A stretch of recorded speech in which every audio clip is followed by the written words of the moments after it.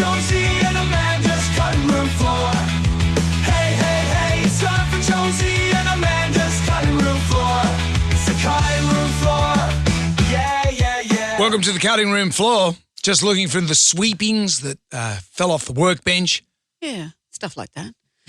We spoke on our radio show, in case you don't know, in case this is the only snippet of us you hear, we have a breakfast show and we speak about things. Why are you pulling a face? Okay.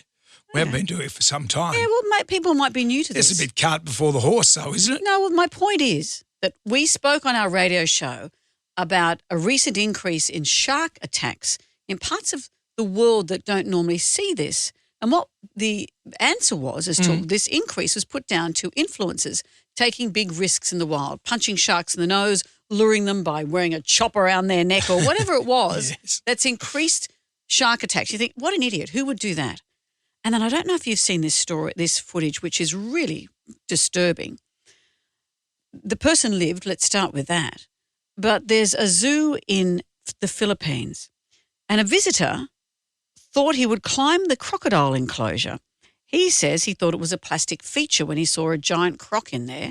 He's climbed the enclosure and it's terrible. You see him sitting there grinning, taking a picture, and then a fully grown female croc charges him.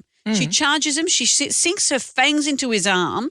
You can be heard screaming, and then the croc puts him into a death roll. And lucky for him, that happened for 30 minutes. He was in the enclosure for 30 minutes.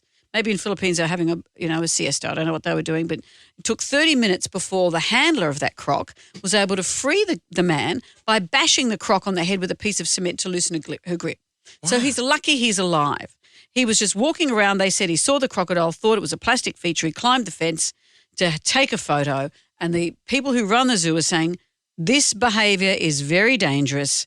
No one should ever go into an enclosure. He's put other people's lives at risk and he's lucky to have survived. I would imagine that he didn't watch the guy for 30 minutes. I would say that they tried to work out how to get him out for 30 minutes. Yeah, quick, go and get a feather to tickle the croc. They wouldn't have just sat there and thought, well, let's see how he goes with this. Look, we'll give him 29 minutes and then we'll step in.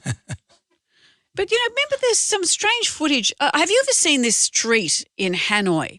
It's a street where the people have set up shops. Yes, I have, and food right next to where the train is. It freaks me out just looking at the shops, the train comes through there, but because of the urbanisation of Hanoi, it's expanded onto the infrastructure. It's terrifyingly close. And lots of people trying to get Instagram shots of that have been saved by shopkeepers saying and grabbing them and pulling them back, saying, this is a real thing. This train's coming. This isn't pretend. Harley's been in New Zealand at Rotorua. And he heard an American tourist saying to another one, if we weren't allowed to walk on this, there'd be a sign. Yeah, it's a lot of boiling mud. There's a lot of boiling mud, and they think, I can walk on that because no one's telling me not to. Mm-hmm. People are forgetting that the world is real. Animals are real. The world is dangerous. Yeah. There's a mother and daughter visiting the Hoover Dam. This stuff freaks me out, just seeing the vision of those big drop-offs at dams. Yep. Terrifying. This woman, she saw a sign warning visitors not to climb or sit on the wall. It's a 700-foot drop. Yep. This mother placed her 5-year-old daughter there for a photograph. This stuff makes my stomach Do you think drop. Maybe it's just natural selection? Maybe that's what it is. But because there's warning signs on everything there. I know. Ceiling fans. Do not put your head in fan. But I think it's the phone. I think it's Instagram. I think people's looking at other people's adventures think the world is safe. Much safer than it is. People will do stupid stuff when they're on a TV camera. Look at whenever a weather presenter presents weather, all of a sudden there's people just in the background going, yeah. I spoke to a woman when I was filming. I apologise for that, by the way. It was during a cyclone. It was very I was actually presenting the weather and I went, I'm on TV. That's not even funny because that's how they are.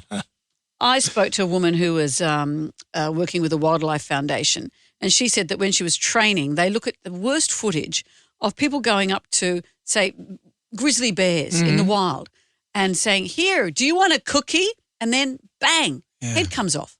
The head comes off because these are wild animals. We forget. Yep. F around and find out. Yeah, but that's right. So don't forget. Don't F around or you will find out. Okay. When's this going to be on? That's your latest show.